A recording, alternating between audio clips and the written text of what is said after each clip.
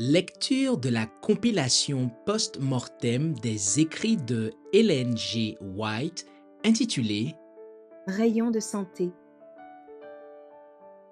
Chapitre 27. Dieu révélé par le Christ.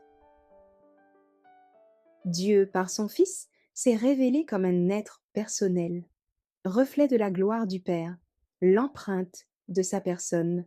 Hébreux 1 verset 3. Jésus revêtit une forme humaine pour venir sur la terre.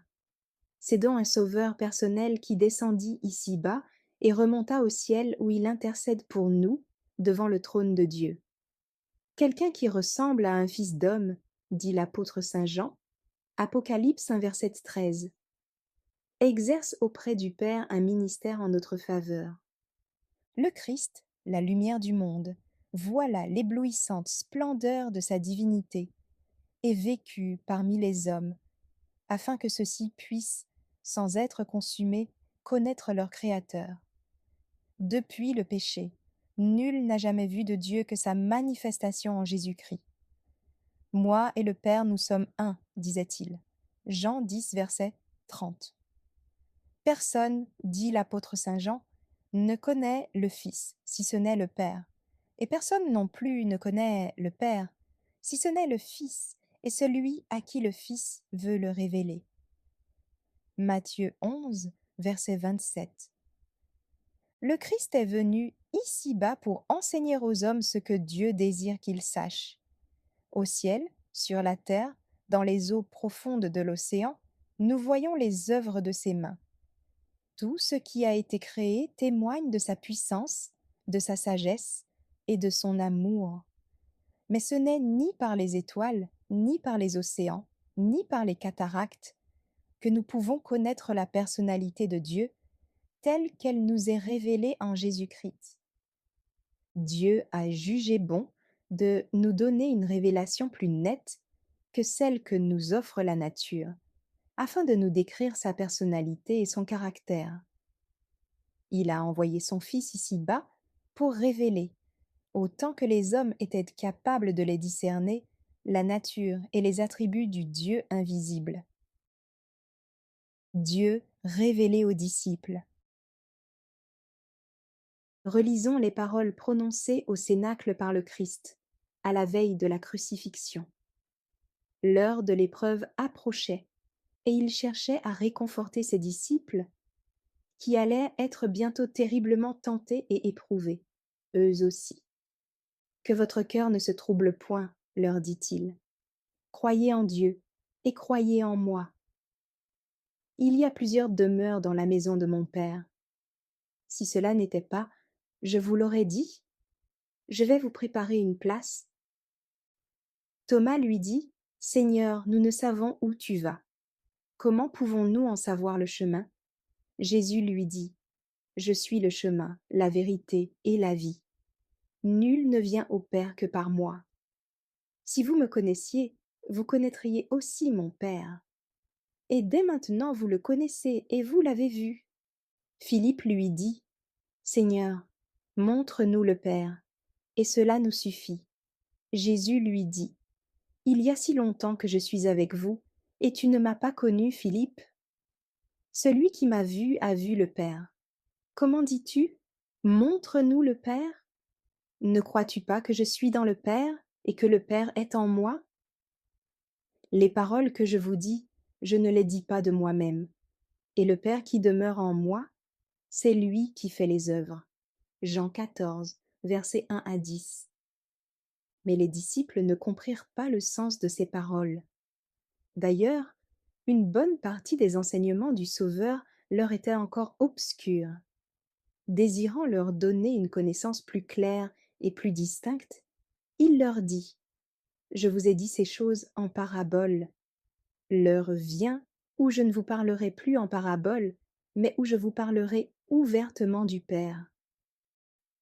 À la Pentecôte, lorsque les disciples reçurent le Saint-Esprit, ils comprirent mieux les vérités dont le Maître leur avait parlé en parabole. Beaucoup de ces enseignements, qui leur semblaient jusque-là des mystères, furent éclaircis. Mais même alors, ils ne reçurent de la connaissance de Dieu que ce qu'ils pouvaient supporter. L'accomplissement complet de la promesse de Jésus de leur révéler le Père ouvertement était encore pour le futur. Il en est de même aujourd'hui. Nous connaissons partiellement, imparfaitement, mais lorsque le Christ, une fois le conflit terminé, accueillera devant son Père ses fidèles enfants qui lui auront rendu témoignage dans un monde de péché, ceux-ci comprendront clairement ce qui aujourd'hui leur paraît mystérieux. Jésus est monté au ciel avec son humanité glorifiée. À ceux qui le reçoivent, il donne le pouvoir de devenir enfants de Dieu, et ils seront avec lui pendant l'éternité. Ils verront sa face, et son nom sera sur leur front. Apocalypse 22, verset 4. Et quel sera le grand bonheur du ciel si ce n'est de voir le Seigneur? Quelle joie plus intense pourrait avoir le pécheur sauvé par la grâce du Christ, sinon de contempler la face de Dieu et de l'avoir pour Père? Le témoignage de l'Écriture. L'Écriture définit clairement les relations qui existent entre Dieu et son Fils et fait ressortir leurs personnalités respectives. Nous lisons dans l'Épître aux Hébreux: Après avoir autrefois, à plusieurs reprises et de plusieurs manières, parlé à nos pères par les prophètes, Dieu, dans ces derniers temps, nous a parlé par le Fils, qui, étant le reflet de sa gloire et l'empreinte de sa personne, et soutenant toutes choses par sa parole puissante, a fait la purification des péchés, et s'est assis à la droite de la majesté divine, dans les lieux très hauts, devenu d'autant supérieur aux anges qu'il a hérité d'un nom plus excellent que le leur. Car auquel des anges Dieu a-t-il jamais dit: Tu es mon fils, je t'ai engendré aujourd'hui? Et encore, je serai pour lui un père, et il sera pour moi un fils. Hébreux 1, versets 1 à 5. Dans la prière sacerdotale, qui se lit au 17e chapitre de l'Évangile selon saint Jean, il est parlé de la personnalité du Père et du Fils, ainsi que de leur unité. Ce n'est pas pour eux seulement que je prie, dit Jésus, mais encore pour ceux qui croiront en moi par leur parole, afin que tous soient un comme toi, Père, tu es en moi, et comme je suis en toi, afin qu'eux aussi soient un en nous, pour que le monde croie que tu m'as envoyé. Jean 17, versets 20 et 21. L'unité qui existe entre le Christ et ses disciples ne détruit pas leur personnalité. Ils sont un en intention, en esprit, en caractère, mais non en personne. C'est ainsi que Dieu et Jésus sont un.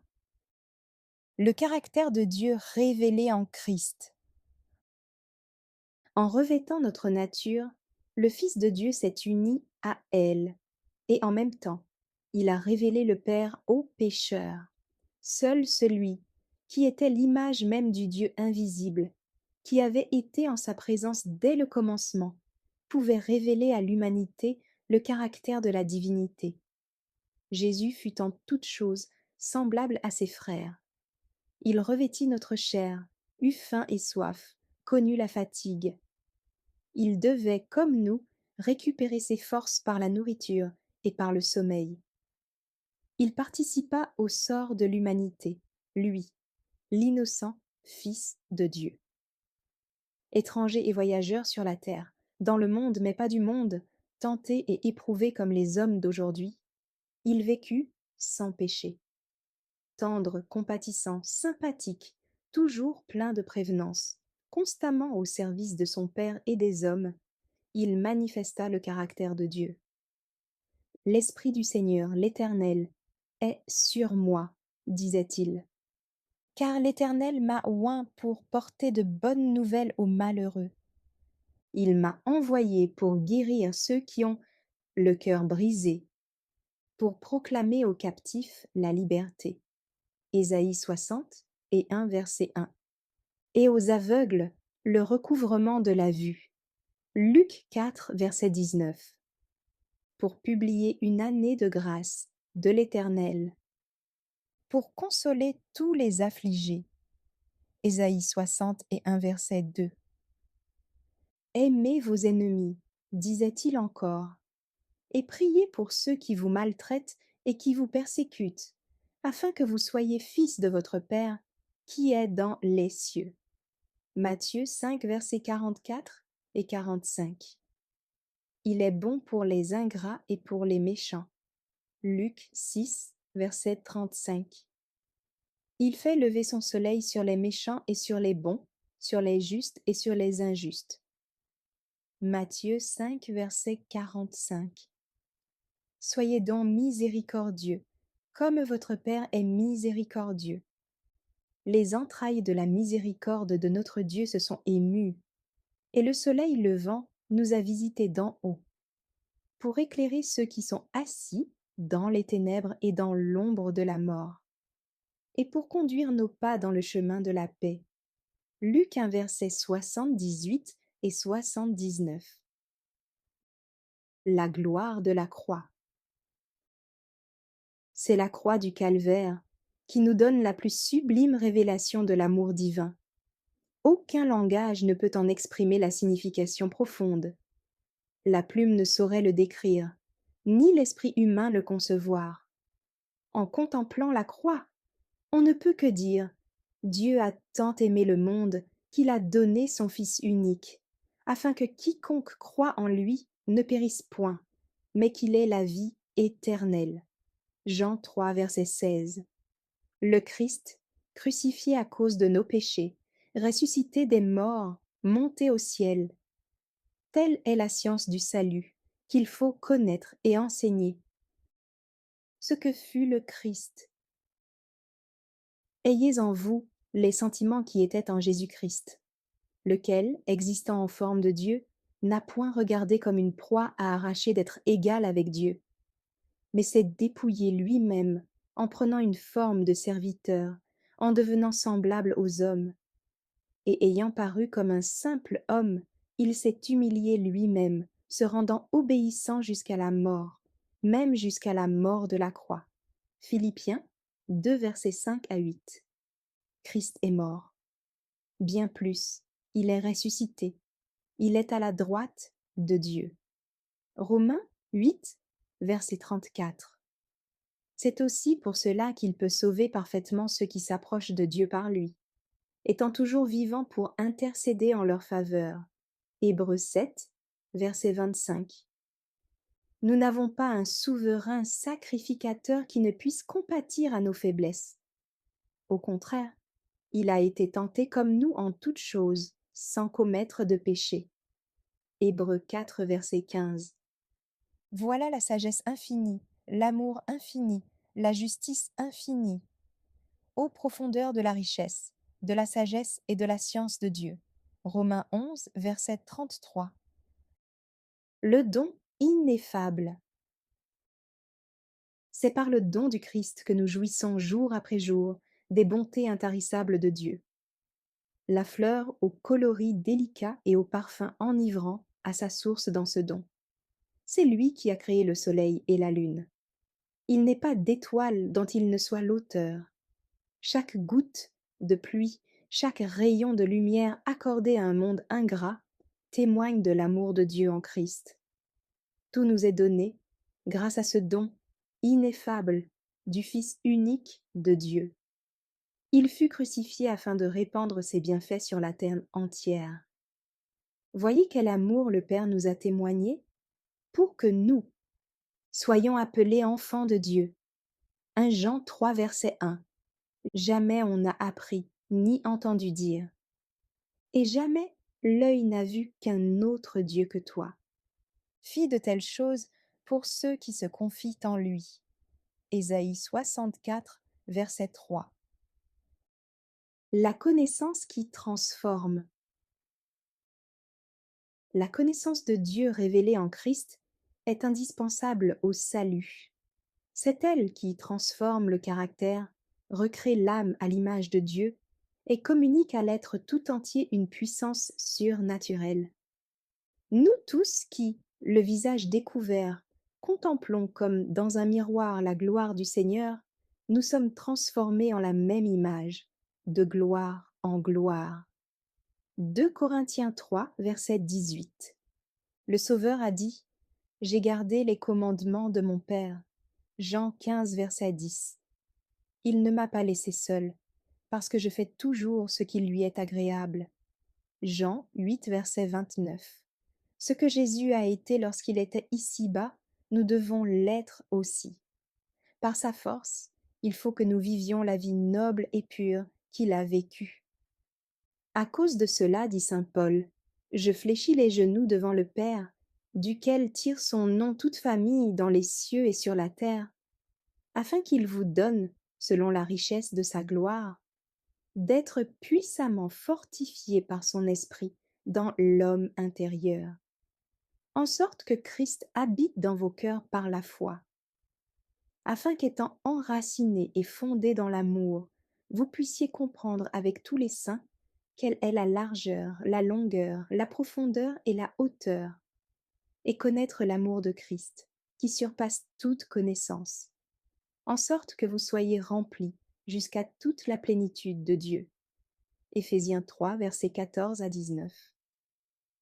Nous ne cessons de prier Dieu pour vous et de demander que vous soyez remplis de la connaissance de sa volonté, en toute sagesse et intelligence spirituelle, pour marcher d'une manière digne du Seigneur et lui être entièrement agréable, portant des fruits en toutes sortes de bonnes œuvres et croissant par la connaissance de Dieu, fortifié à tous égards par sa puissance glorieuse, en sorte que vous soyez toujours et avec joie, persévérants et patients.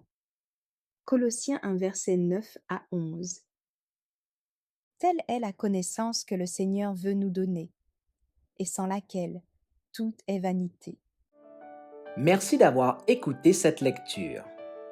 Si vous avez des questions ou des remarques sur le thème abordé, n'hésitez pas à les partager dans les commentaires et notre équipe ne manquera pas de les considérer.